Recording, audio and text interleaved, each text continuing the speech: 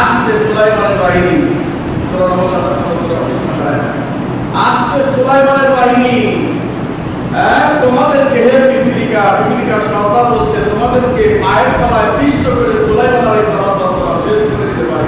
অনন্ত সরকার জানতে পারবে না যে তার পায়ের তলায় পড়ে গেছে। সুলাইমান আলাইহিস সালাম পশুর ভাষা বুঝতেন, পিপিলিকাকে হাতে নিলেন, পিপিলিকাকে কি করলেন? হাতের মধ্যে নিলেন। পিপিলিকার কথা বলতেন, তার সর্দার তার দলকে তার পুত্রকে সতর্ক করছে নিয়ে أتبسم ضاحكا من قولها وقال رب أوزعني أن أشكر نعمتك التي أنعمت علي وعلى والدي وأن أعمل صالحا ترضاه وادخلني برحمتك في عبادك الصالحين। সুলাইমান আলাইহিস সালাম পিপিলিকাটাকে হাতে নিয়ে এরপর কি হয়েছে বললেন, আল্লাহ গো তুমি একে ভাষা আমাকে ক্ষমতা দান করেছো, আমাকে যে তুমি নিয়ামত দান করেছো আমি তার শুকরিয়া জ্ঞাপন করি। আমাকে আমার পিতামহকে যে নিয়ামত দিয়েছো আল্লাহ তোমার সেই শুকরিয়া করে আমি কোনদিন শেষ করতে পারবো না। সুবহানাল্লাহ। এক নবী হওয়ার পর কাফের মুশরিকরা বলল হাযিহি আসাতিরুল আউয়ালিন, এটা তো একটা উপন্যাসের গল্প, একটা গল্পের বই। আরে পিপিলিকার কথা বলে এটা বিশ্বাস করা যায়? তারা বিশ্বাস করতে পারে নাই। কোরআন তাদেরকে চ্যালেঞ্জ দিয়েছিল যে তোমরা যদি এটাকে কথা গল্প মনে করো তাহলে একটা কোরআন তোমরা নিজেরা বানিয়ে আনো না।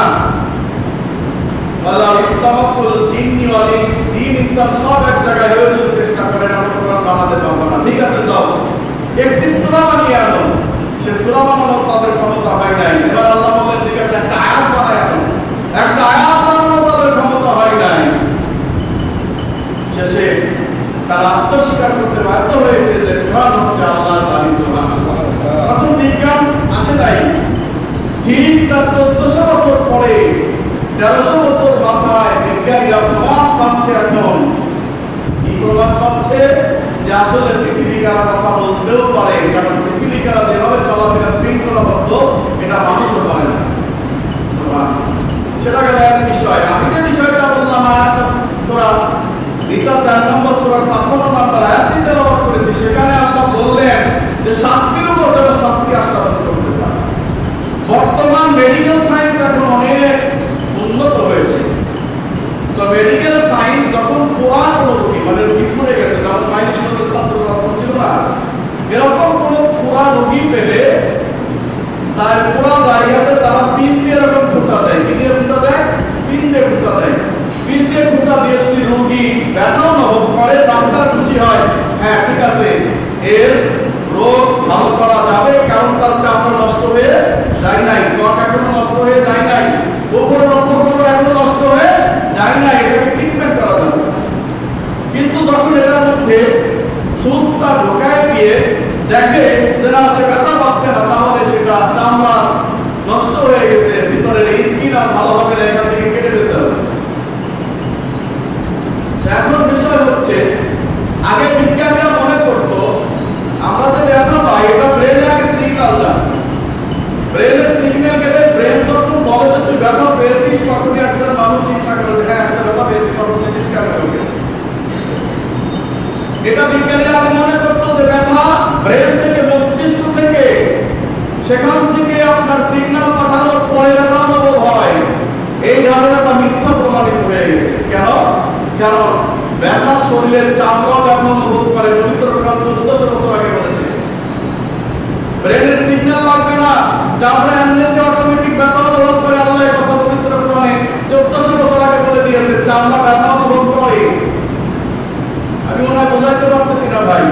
আপনারা যারা মোটরসাইকেল চালান দেখবেন যে হঠাৎ বিপদ চলে এসেছে, আপনার ব্রেন কিছু সিগন্যাল দেওয়ার আগে আপনার হাঁটুর ভিতরে একটা সিগন্যাল, একটা জিনিস আছে, আপনার হাঁটু আপনার পায়ের ভিতরে এমন একটা সিগন্যাল আছে, আপনার ব্রেন বোঝার আগেই ব্রেন করে কথা বলছে। আপনি মাথায় ব্রেন মাথায় আপনার আঁকতে সময় লেগে যাবে 5 সেকেন্ড, কিন্তু তার আগেই আপনার কি করেছে অবচেতন মনে পা ব্রেক বসে দিয়েছে। কারণ কি? ওই পায়ের ভিতরে সিগন্যাল আছে, বিপদে পড়তেছে, তাই পা আগেই ব্রেনের আগে সিগন্যাল পেয়ে গেছে।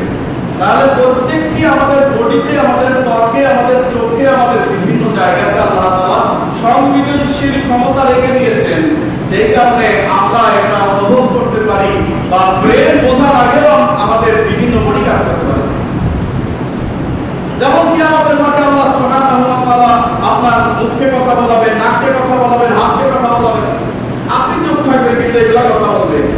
কিভাবে বলবেন? এদের যদি অনুভূতি না থাকে তাহলে এরা কিভাবে বলবে?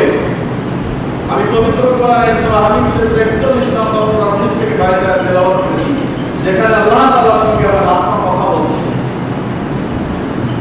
এখন আসেন, বিজ্ঞানীরা এটা প্রমাণ করার পরে আশ্চর্য হয়ে গেল যে ত্বক ব্যথা অনুভব করে, ব্রেন সিগন্যাল না দিলেও করে। এরা 1400 বছর আগে কোরআনে আল্লাহ সূরা নিসা 4 নম্বর সূরা 56 নম্বর আয়াতে ঘোষণা করেছে, আর আজকে আমরা আবিষ্কার করে দেখলাম কোরআনের সাথে কথা একদম হুবহু মিলে গেল। প্রফেসর ডক্টর দেখাচ্ছেন, তিনি এই কথাটা প্রমাণ করার পরে আশ্চর্যান্বিতই শুধু হলেন না, তিনি চলে গেলেন সৌদি আরবের 8ম সম্মেলনে। সেখানে গিয়ে ঘোষণা করলেন লা ইলাহা ইল্লাল্লাহ ওয়া আন্না মুহাম্মাদুর রাসূলুল্লাহ।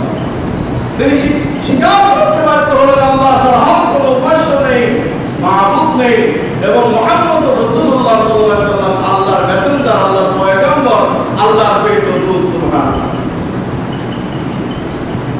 এজন্য আল্লাহ তাআলা পবিত্র কোরআনে হাদিসের 41 নম্বর সূরা 53 নম্বর আয়াতে বলেন, সানুরিহিম আয়াতিনা ফিল আফাক ওয়া ফি আনফুসিহিম হাত্তা ইয়াতাবায়্যানা লাহুম আন্নাহুল হক। আল্লাহ বলেন, কারো ঈমান আনতে একটা নিদর্শন যথেষ্ট, কারো ঈমান আনতে 2টা নিদর্শন লাগে, কারো ঈমান আনতে 3টা নিদর্শন লাগে, কারো বা 10টা লাগে। আবার সারা জীবন নিদর্শনের মধ্য থেকেও ঈমান আনে না। আল্লাহ বলতেছেন যে সামান্য নিদর্শন পেয়ে গেলে জ্ঞানীরা তারা ঈমান আনবে, এটাই স্বাভাবিক। তো প্রফেসর ডক্টর দেখাচ্ছেন, তিনি বুঝতে পেরেছিলেন সত্যি কোরআন সত্য, এজন্য তিনি ইসলাম কবুল করেছিলেন। আজকে আমাদের সামনে সমস্ত প্রমাণ দলিল থাকার পরেও আজকে আমরা ঈমানদার হতে পারছি না, বা আমরা ইসলামকে সেইভাবে কবুল করতে পারছি না। আমরা জানি ফেরাউন ডুবে মরেছিল এবং তার লাশটা এখনো সংরক্ষিত আছে, থাকার পরেও আল্লাহ তার পরিচয় দিতে পারে না। আমাদের চোখ, আমাদের যে নাসিকা, আমাদের যে জিহ্বা, এগুলো এক একটা নিদর্শন, যে নিদর্শনগুলোকে আমরা সত্যিকার অর্থে মূল্যায়ন করতে পারি নাই, যে কারণে আমরা আমাদের হেদায়েতের পথে আসতে আমরা ব্যর্থ হয়ে গেছি। বন্ধুগণ, আল্লাহ নবী সাল্লাল্লাহু আলাইহি ওয়াসাল্লাম বলছেন, দেখো তোমাদের যদি জ্বর আসে 104 ডিগ্রি ফারেনহাইট, আমার জ্বর আসে 204 ডিগ্রি ফারেনহাইট। কারণ আল্লাহ নবী যা কিছু সব বলেন। তো জ্বর হচ্ছে বনি আদমের পাপকে মুছে দেয়, যেমন করে কামার আতঙ্কে বেড়ে বাড়ি দিয়ে দিয়ে আপনার এই যে লোহা থেকে মরিচা সরিয়ে দেয়। একজন মানুষের যদি জ্বর আসে তাহলে সেইভাবে তার গুনাহগুলো ক্ষমা হয়ে যাচ্ছে। জ্বর আসেই নাই, হালকা কিছু ব্যথা অনুভব হচ্ছে, মনে হচ্ছে জ্বর আসবে, একটা না পায় এক্সট্রা মেরে দিলেন, আপনি আপনার জন্য কত বড় ক্ষতি করলেন চিন্তা করতে পারছেন না। জোয়ার ভাটা আসে কি শুধু ক্ষতি করার জন্য না, উপকার করার জন্য আসে? কথা বলেন, উপকার করার জন্য আসে না? পলিমাটি নিয়ে আসে, বন্যা হয়, পলিমাটি নিয়ে আসে, সেখানে সবুজ শ্যামল ফসল ফলে। আপনারা হাজার চেষ্টা করলেও এখানে বাদাম সেরকম চাষ করতে পারবেন না, কিন্তু আপনি যান যমুনায় বা পদ্মা মেঘনার আশপাশে নদী এলাকায় গিয়ে দেখেন সেখানে প্রচুর বাদাম চাষ হচ্ছে। একই মাটি, কিন্তু সেখানে পলিমাটির কারণে সেখানে প্রচুর বাদাম চাষ হচ্ছে। অবশ্যই পার্থক্য আছে। এখন আপনার শরীরটাকে মেরামত করার জন্য, আপনার জ্বরটা আসে আপনার শরীরটাকে আরো সুস্থ করে দেওয়ার জন্য, কিন্তু আপনি জ্বর আসার আগেই মেরে দিচ্ছেন নাপা এক্সট্রা। এই যে ওষুধগুলা খাচ্ছেন, আপনার কি পরিমাণ ক্ষতি হচ্ছে বুঝতে পারবেন না। ওষুধ খাবেন, কেন খাবেন না? খাবেন। জ্বর যদি 3 দিন পরও বেশি হয়ে যায়, অতিরিক্ত মাত্রায় চলে যায় জ্বর, তাকে তখন ঠেকানোর জন্য আপনি ওষুধ খান, কিন্তু জ্বর আসতেই আস্তে আস্তেই আপনি তাকে ঠেকানোর ক্ষতি করে দেন।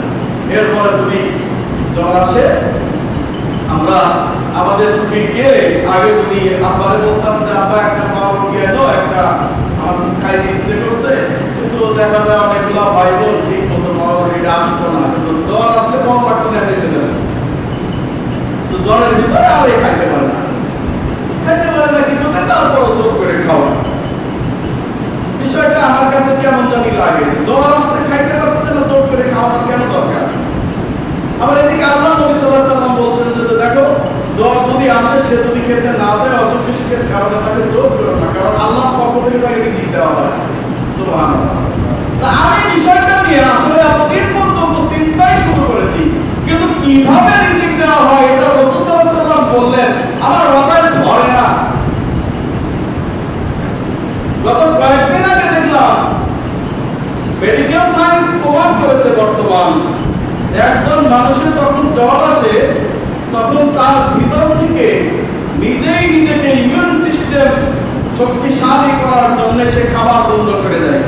যদি খাবার দেয় তাহলে ভিতরের যে আপনার কোষগুলো আছে সেটা নিজেরা মেরামত করতে কষ্ট হয়ে যায়, মানে ডাইভার্ট হয়ে যায়। এখন খাদ্যকে সে, যে খাদ্যটা তাকে দেওয়া হলো, সেই খাদ্যই সে হজম করবে, এর বিরুদ্ধে কাজ করবে না ভাইরাসের বিরুদ্ধে কাজ করবে, তখন সে দুই ভাগ হয়ে যায়।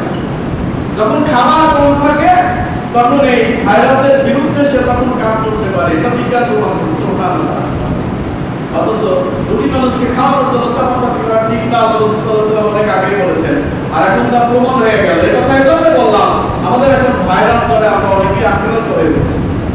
এই জন্য একটু চেষ্টা করবেন প্রাকৃতিকভাবে চিকিৎসা করার জন্য। কালো জিরা ভর্তা খান, কালো জিরার তেল খান, মধু খান, বাদাম খান, ভালো ভালো জিনিস খান যাতে আপনার ইমিউন সিস্টেম ভালো থাকে। তারপর চায়ের সাথে লবঙ্গ খান, আদা খান, ভালো সরিষার তেল ব্যবহার করেন। এগুলো করলে আপনার ইমিউন সিস্টেম ডেভেলপ থাকবে, এমনিতেই আপনার রোগ ব্যাধি ভালো হয়ে যাবে ইনশাআল্লাহ। আর নইলে যে ভাইরাস রোগ এসেছে, কোনো অ্যান্টিবায়োটিক কাজ করতেছে না। 8 দিন 10 দিন জ্বর, কোনো অ্যান্টিবায়োটিক কাজ করতেছে না। কিভাবে কাজ করবে? কারণ এই জ্বর হচ্ছে ভাইরাস জ্বর। এটাকে প্রতিহত করার একটা উপায়, সেটা হচ্ছে আপনার ভিতরে ইমিউন সিস্টেমকে ডেভেলপ করতে হবে। ইমিউন সিস্টেম ডেভেলপ থাকলে এই ভাইরাস আপনার প্রতিরোধ করতে পারবে ইনশাআল্লাহ। যাই হোক, বলছিলাম আল্লাহ সুবহানাহু ওয়া তাআলা তাদের শাস্তিকে ডাবল করে দিবেন যারা জাহান্নামের মধ্যে প্রবেশ করবে।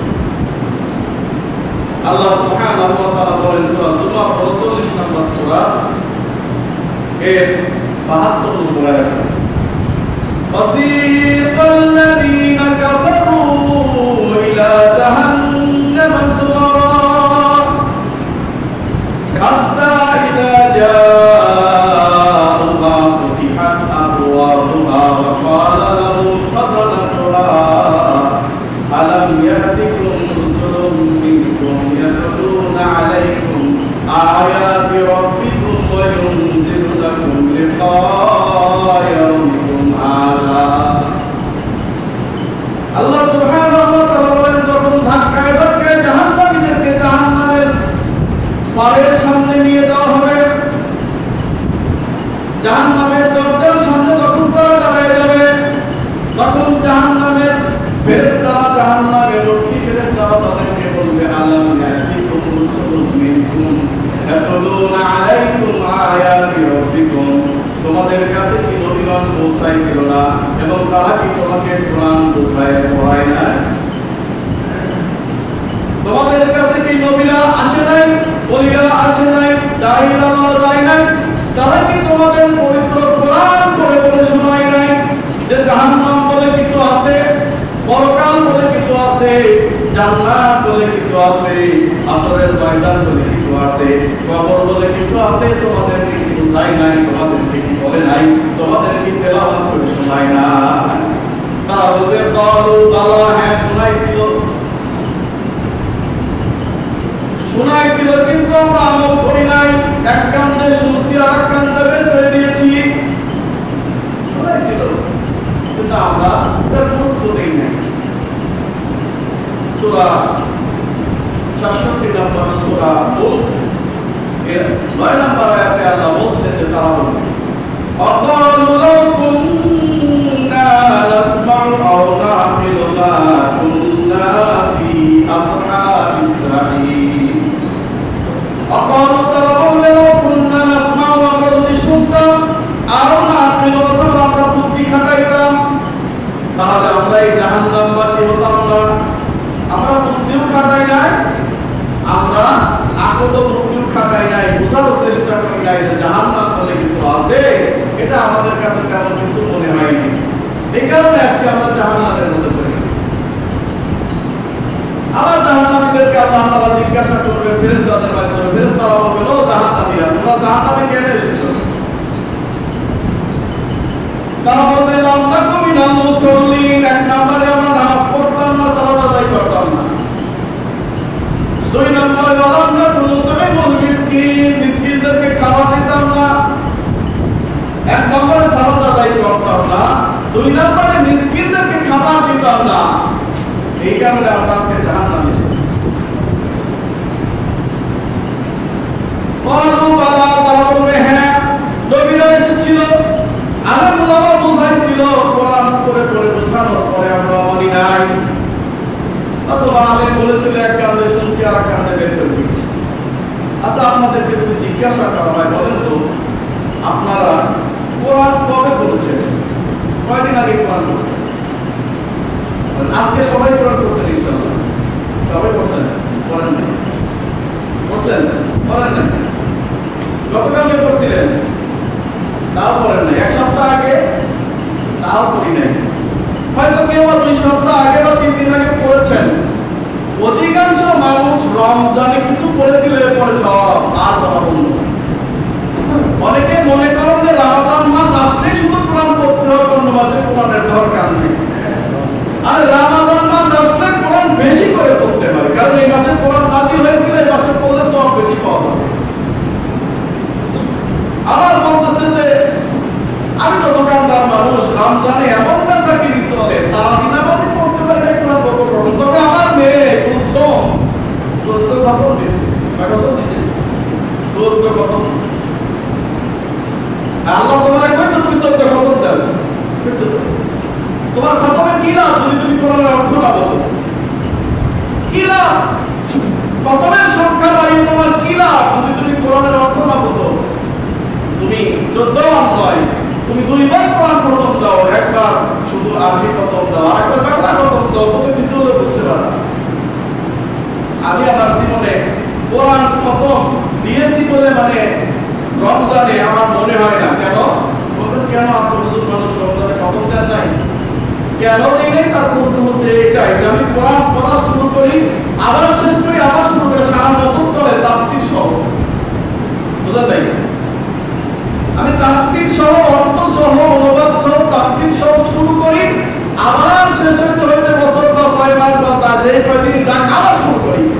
আমার রমজান আসলে কি আর গেলে কি, আমার সাথে রমজানের সাথে তো রিলেটেড না। হ্যাঁ, তবে রমজান আসলে কোরআন তেলাওয়াত একটু বৃদ্ধি করে দিই, পড়াশোনাটা একটু বৃদ্ধি করে দিই, এতটুকু। তো আপনি বলেন তাফসীর সহ যদি ইবনে কাসিরের মতো এখানে 18টা খন্ড এই পর্যন্ত আপনি কখন করে শেষ দিবেন? কয় খতম দিতে পারবেন তাফসীর সহ বললে? তাহলে কোরআনের সিস্টেম হচ্ছে পড়তে হবে, প্লাস পড়তে হবে নিয়মিত, প্রতিদিন 5 আয়াত পড়েন, কমপক্ষে 5টা আয়াত পড়েন, আর এর অর্থ সহ পড়েন। ইনশাআল্লাহ তাআলা 5 বছর পরে আপনি অনেক বড় আলেম হয়ে যাবেন ইনশাআল্লাহ। অবশ্যই হবে। তাহলে এই কোরআনকে আমরা পড়ি নাই, বুঝি নাই। কবরে জিজ্ঞাসা করা হবে, মান রব্বুক, তোমার রব কে? বলবে রব্বি আল্লাহ, আমার রব আল্লাহ। মুমিন বান্দা হয়ে বলবে অমান দীনুক, তোমার দিন কি? সে বলবে দীনই আল ইসলাম, আমার দিন ইসলাম। মান হাদা রাজুল আল্লাযী বুইসা ফীকুম, এই লোকটাকে যাকে তোমাদের কাছে পাঠানো হয়েছিল, সে বলবে হাদা রাসূলুল্লাহ সাল্লাল্লাহু আলাইহি ওয়াসাল্লাম, ইনি হচ্ছে আমাদের রাসূল।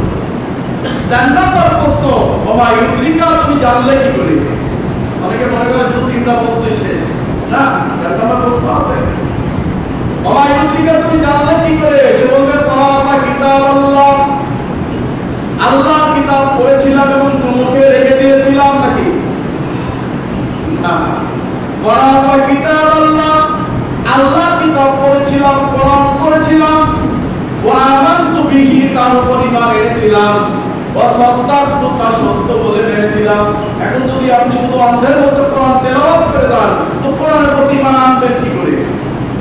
এরপরে এই কোরআনকে সত্য বলে সাবধান করবেন কি করে? তারা কে যাবে না? 5 নম্বর প্রশ্ন, তুমি যে বললা তোমার রব আল্লাহ, ওয়াই আল্লাহ, আল্লাহ দেখছো নি? আবু দাউদের 749 নম্বর হাদিস। এটা উত্তর আছে, দেখে নেবেন না বলে দেব। আপনারা আল্লাহ দেখছেন? দেখেন না, দেখা যাবে দুনিয়াতে। কবরবাসীকে আল্লাহ ফেরেশতারা জিজ্ঞাসা করবে, বললাম যে তোমার রব আল্লাহ, আল্লাহ রব তোমার রয় আল্লাহ, আল্লাহ দেখছো? সে বলবে মা ইয়ামবাগি লিআহাদিন আইয়ারা আল্লাহ, এই দুনিয়ার এই দুই চোখে আল্লাহকে দেখা কোনোদিন সম্ভব নয়। দুনিয়ার চোখে আল্লাহকে দেখা সম্ভব নয়। সুতরাং আপনি সেদিনকে বলে দিবেন কালু বালা, হ্যাঁ বলছিল, শোনাইছিল, কানের কাছে বলেছিল, বারবার বলেছিল, হুজুর অনেকবার বলেছিল, দাঈ আল্লাহ অনেকবার বলেছিল, কিন্তু আমরা শুনি নাই, বুঝি নাই, বোঝার চেষ্টা করি নাই। আমি আপনাদেরকে বারবার বলি যে একজন ছোট বাচ্চার কোরআন শিখার চাইতে মুরব্বী মানুষ যারা বয়স হয়ে গেছে এদের কোরআন শিখা বেশি জরুরি, ঠিক কিনা? এজন্য আমি বলি, আমি হাতেম বিন পারভেজ আপনারা ইমাম হিসাবে এখানে নিযুক্ত করছেন, আমারে তো আপনাদের খাটানো দরকার। আমি তো আরাম পেয়ে গেছি, না কোনো কিছু করা লাগে না, খালি আজান দিয়ে নামাজ পড়ে শেষ, তা খুব আরাম। আর জুম্মার দিন আসলে একটু খুতবা দিয়ে দিলাম। তো আপনারা বলবেন হুজুর আরে বসে বসে থাকলে হবে না, এই যে মাগরিবের নামাজের পর বসলাম আপনার কাছে, কোরআন শিখা শিখাতে লাগবে আমারে। বলেন 2 মাস হয়ে গেল, মাশাআল্লাহ। কেউ কি বলেছেন? একটা লোক বলেছিলেন যে হুজুর আমাকে কোরআন শিখান? বলেন নাই, বলেন নাই, বলার প্রয়োজন মনে করেন নাই? বলেন, বলার প্রয়োজন মনে করেন। এখনো সাহস আছে, যতক্ষণ পর্যন্ত সাহস আছে, আপনি যদি আজকে সিদ্ধান্ত নেন যে আল্লাহ যা করেছি, আজকে থেকে আমি কোরআনের ধারক বাহক হয়ে গেলাম, আজকে থেকে আমি কোরআন পড়া শুরু করে দিলাম, যাতে জাহান্নামের সামনে যায় বলতে না হয় যে আল্লাহ হ্যাঁ শুনছিলাম কিন্তু করি নাই, এটা যেন বলতে না হয়। আপনি পড়ার পরে যদি গত আগামীকালকে মারা যান, ইনশাআল্লাহ আপনাকে আল্লাহ জান্নাতের জন্য কবুল করে নেবেন ইনশাআল্লাহ। তারা বলবেন কলু বাবা, ঠিক আছে, সব কিছু ঠিক আছে, আল্লাহ আমাদেরকে শোনাইছিল, পড়াইছিল, বুঝাইছিল, ওয়াজ করেছিল আল্লাহ, কিন্তু আমরা শুনি নাই, বুঝি নাই, বোঝার চেষ্টা করি নাই। আল্লাহ বলবেন সাফাসুকুল লিআসহাবিস সাঈর, ঠিক জাহান্নামীদের জন্য। ওয়ালাকিন হাক্কাত কালিমাতুল আযাবি আলাল কাফিরিন, আল্লাহ বলবেন জাহান্নামীদের জন্য জাহান্নামের আযাব তাদের জন্য বাস্তবায়ন হয়ে গেছে তাদের মুখের কথায়। কিলা দুখুলু আবওয়াবা জাহান্নামা খালিদিনা ফিহা ওয়া বিসা মাসওয়াল মুতাকাব্বিরিন, বলা হবে এদেরকে জাহান্নামের মধ্যে প্রবেশ করাও। এই জাহান্নামের মধ্যে প্রবেশ করাও বলবে। এইবার উম্মতগুলা, মানুষগুলা তখন ওইখানে একবারে ব্রেক মারবে, ছাগল ব্রেক, বুঝলেন? ছাগল যদি যাইতে না চায়, চায় পাও দিয়ে এমন ব্রেক দেয়, ও আর আপনি 1 ফুটও চালাতে পারবেন না। এবার ব্রেক দেবে। ব্রেক কেন দেবে? বলবে যে আল্লাহ জাহান্নামে দিচ্ছ, ভালো কথা, আমরা কি অপরাধ করেছি জাহান্নামে দিচ্ছ? কোরআন পড়ি নাই বললাম, সেটাই কি বড় অপরাধ? আর কি করছি? এমন তো কোনো অন্যায় কাজ করি নাই যে জন্য তুমি জাহান্নামে দেবা। আল্লাহ বলবেন কিরামান কাতিবিনা শুহুদা ইয়ালামুনা মা তাফআলুন,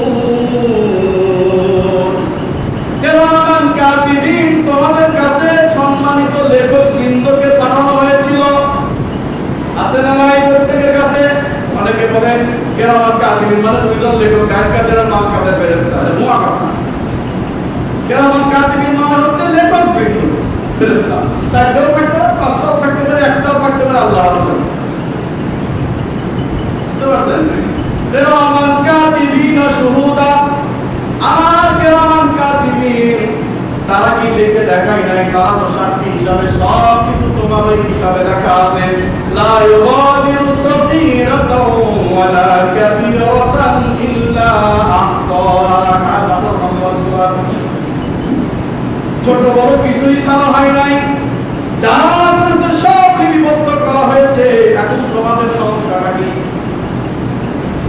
এই যে দেখো, তোমাদের কাছে কোনো টিভি, তোমাদের এই যে কাদের কাছে একটা সিম কার্ড লাগাই দিয়েছিলাম, প্রত্যেকটি জামা, প্রত্যেকটি মানুষের এই যে কাদের মাঝখানে একটা জায়গা আছে, এই জায়গাটাতে আল্লাহ একটা সিম কার্ড লাগাই দিয়েছে।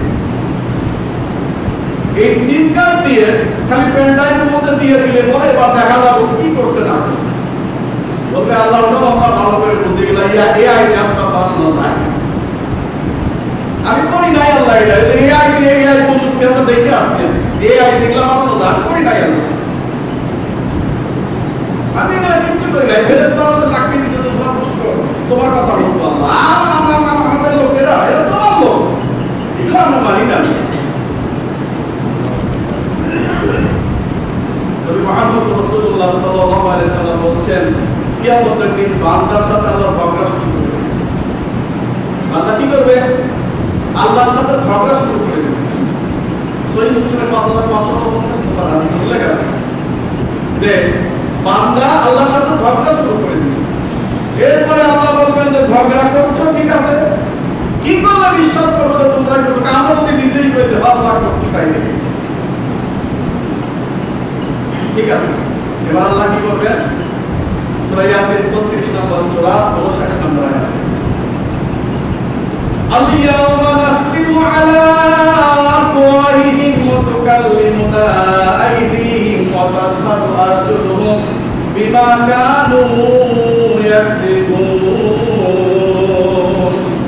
আল্লাহ বলেন, আল-ইয়াওমা নাখতিমু আলা আফওয়াহিহিম, আজকে আমরা তাদের মুখকে সেলাই করে দেব। ওয়া তুকাল্লিমুনা আইদিহিম, তোমাদের হাত আমাদের সঙ্গে কথা বলবে। ওয়া তাশহাদু আরজুলুহুম, হাত বলার পর পা বলবে। আল্লাহ হাত যা বলেছে এক ফোঁটা মিথ্যা কথা বলে না। সুবহানাল্লাহ। এই অবিচ্ছেদ্য সাক্ষী আজকে আপনার হাত, আপনার পা আপনার বিরুদ্ধে সাক্ষী দিয়ে দেবে কিয়ামতের মাঠে। অথচ সেই হাতকে পাকে সাথে নিয়ে কিন্তু বান্দা পাবে।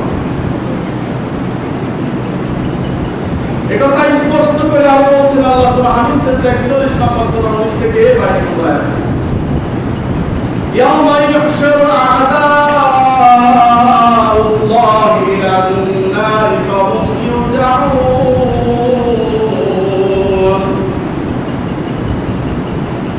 আল্লাহ সুবহানাহু ওয়া তাআলা বলেন, হে মুহাম্মদ সাল্লাল্লাহু আলাইহি ওয়াসাল্লাম, স্মরণ করুন সেই দিনের কথা, ইয়াওমা ইউহশারু আ'দাউল্লাহি ইলান নার, আল্লাহর শত্রুদেরকে যেদিনকে ধাক্কায় ধাক্কায় জাহান্নামের সামনে আনা হবে।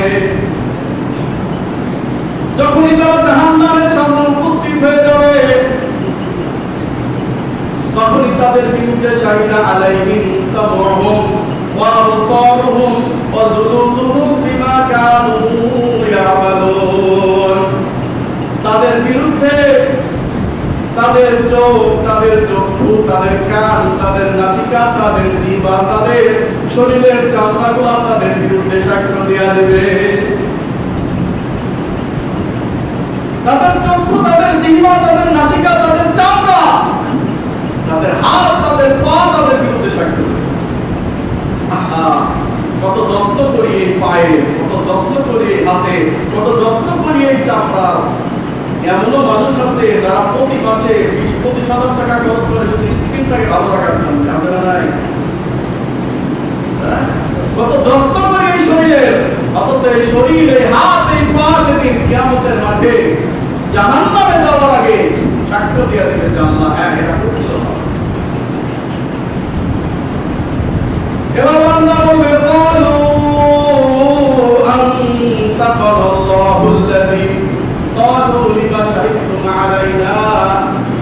এইবার বান্দা আফসোস করে বলবে, হায় রে হাত, হায় রে পা, হায় রে চক্ষু, হায় রে জিহ্বা, হায় রে ত্বক, হায় রে আমার চামড়া, তোদেরকে এত ভালোবেসে নিজেদের সঙ্গে রেখেছিলাম, তোদেরকে এত ভালোবেসে ভালো ভালো পারফিউম মেরেছিলাম, তোদেরকে ভালোবেসে লক্ষ লক্ষ টাকা তোদের পিছনে খরচ করিয়ে দিয়েছিলাম, আজকে কেন তোমরা আমাদের বিরুদ্ধে সাক্ষ্য দিয়া দিলে? আজকে কেন আমাদের বিরুদ্ধে সাক্ষ্য দিয়ে দিলে? এবার কথা বলে উঠবে, চামড়া কথা বলে উঠবে, নাসিকার কথা বলে উঠবে, জিহ্বার কথা বলে উঠবে, পা কথা বলে উঠবে, হাত কথা বলে উঠবে। তারা বলবে, আনতাকাল্লাহুল্লাযী আনতাকা হুয়া খালাকাকুম আওয়ালা মাররাতিন ওয়া ইলাইহি তুরজাউন। দুনিয়ার জীবনে আল্লাহ আমাদেরকে কথা বলার কোনো সুযোগ দেয় নাই, দুনিয়ার জীবনে আমাদেরকে আল্লাহ জবান খোলার চান্স দেয় নাই। আল্লাহ যদি দুনিয়ার জীবনে জবান খোলার চান্স দিত, এই হাত দিয়ে আমরা তোমাদেরকে পাপ করতে দিতাম না। আল্লাহ যদি আমাদেরকে জবান খোলার চান্স দিত, আমাকে সাথে নিয়ে তোমরা জেনা করতে পারতে না। আল্লাহ যদি জবান খোলার মতো ক্ষমতা আমাদেরকে দিয়ে দিত, আমাদেরকে সাথে নিয়ে দুর্নীতি ঘুষ খেতে পারতে না। আল্লাহ যদি জবান খুলে দিত, সুদ ঘুষ লটারি মুনাফা করি নেশাদার দ্রব্য এগুলা তোমরা কখনোই করতে পারতে না। কেন? সে সময় তো আল্লাহ আমাদের জবান দেয় নাই, আজকে জবান দিছে এই জন্য বলতেছে। চলে রাখো আর কপাল নেশা বল সবল এমন ভাবে দেশটাকে ছেয়ে ফেলেছে, দুঃখে সাগর হয়ে গেল। কি কষ্ট! আজকে বাজারি দায়রা বলতেছেন যে বিড়ি খাওয়া মাকরুহ, আরাম বলা যাবে না। কেন? কারণ পবিত্র কোরআনে সরাসরি বিড়ির কথা বলে নাকি। আবার তাহলে যদি বিড়ির কথা সরাসরি না বলে তাহলে ইয়াবার কথা বলছে, তাই না? কোরআনে কথা কয় না, ইয়াবার কথা কইছে, হিরোইনের কথা কইছে, প্যাথিনের কথা কইছে, আরো বড় বড় নেশার দ্রব্য এগুলোর কথা বলছে। মনে রাখবেন, সর্বোচ্চ নেশায় চূড়ায় পৌঁছার জন্য যেটা প্রবেশ পথ সেটা হলো সিগারেট, বিড়ি, জর্দা। এগুলো প্রাথমিকভাবে শুরু হয়, এরপর থেকে তারা বড় বড় মাদকের মধ্যে সয়লাভ হয়ে যায়। তো ছেলেটা তার পিতা সন্তানকে হত্যা করেছে, কারণ কি? মাদকাসক্ত সন্তান। বাড়িতে এসেই বলছে ৫,০০০ টাকা দাও, দিতে পারবো না তো বাবা, টাকা নাই। বাড়ির সব কিছু ভেঙে চুরে ফেলেছে। বাবা চলে গেলে মায়ের উপর মাকে নির্যাতন করে মা মারতেছে, প্রতিনিয়ত মারে মারে মারে মাকে। চিন্তা করা যায় কতটুকু অধপতন এই নেশার দাতব্যের কারণে। তারপরে বাবা যখন দেখলেন পরিস্থিতি খুবই বেগতিক, তখন পিতা নিজ সন্তানকে পিটায় মেরে ফেলেছে। মেরে ফেলে থানায় গিয়ে বলছে যে আমি আমার সন্তানকে হত্যা করেছি, আপনারা যে বিচার পারেন করেন। কেন মানলেন? বলতে আমরা অতিষ্ঠ হয়ে গেছি, আমাদের নিজেদের জীবনের কুমার নিরাপত্তা নাই, কারণে এমন ছেলে বাঁচিয়ে রেখে লাভ নাই। আমার আব্বা একটা কথা বলতেন সবসময়, আমার কোন সন্তান যদি কোনো বড় মানুষের সাথে বেয়াদবি করে আমাকে বলবেন, আমি ওকে নিজে ফায়ার করে মেরে ফেলবো, ওকে আমি গুলি করে মারবো। ওই সন্তান আমি বাঁচিয়ে রাখবো, যে সন্তান বেয়াদব। বেয়াদব আমার সন্তান হতে পারে না, যার মধ্যে আদব আখলাক নাই, নেশার দ্রব্য নিয়ে সবসময় চুর হয়ে থাকে, আমার সন্তান নয়, ওকে নিজের হাতে হত্যা করে ফেলা উচিত। এই বাবা সবচেয়ে ভালো কাজ করেছে, তাকে আমি সেলুট জানাই, ধন্যবাদ জানাই। এরকম সন্তানদেরকে মেরে ফেলা উচিত।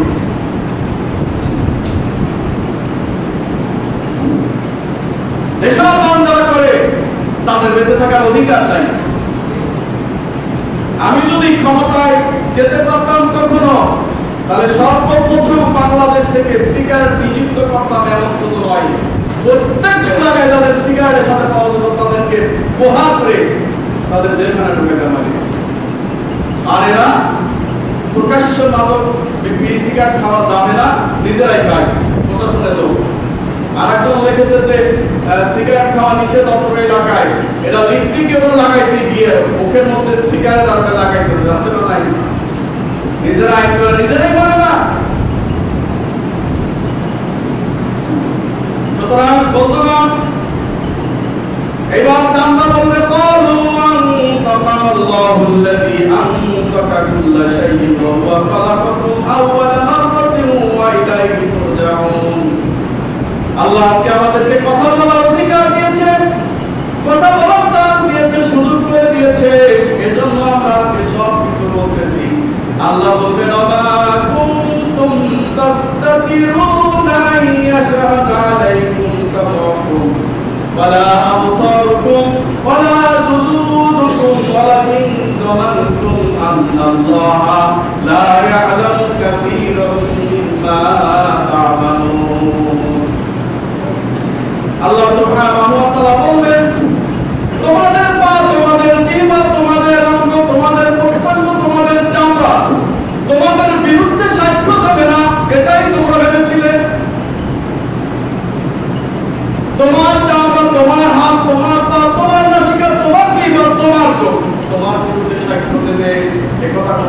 চিন্তা করো নাই করছে।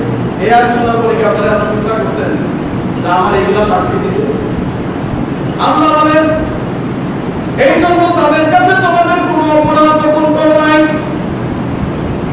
তাদের কাছে কোনো অপরাধ গোপন করো নাই, তাদের সাথে নিয়েই তোমরা সবকিছু করেছো। وما كنتم تستطيعون أن يشهد عليكم سمعكم ولا أبصاركم ولا جلودكم। এরা তোমাদের সাথে নেই, তোমাদেরকে তোমরা অপরাধগুলো করেছিলে, কিন্তু তোমরা মনে করেছিলে যে আল্লাহ কানা, আল্লাহ কিছু দেখে না। হ্যাঁ, তুমি মনে করছিলে যে আল্লাহ কিছু দেখে না। আল্লাহ কেন দেখবে? আল্লাহ দেখে না। সুতরাং আমরা যা খুশি তাই করবো, কিন্তু তোমার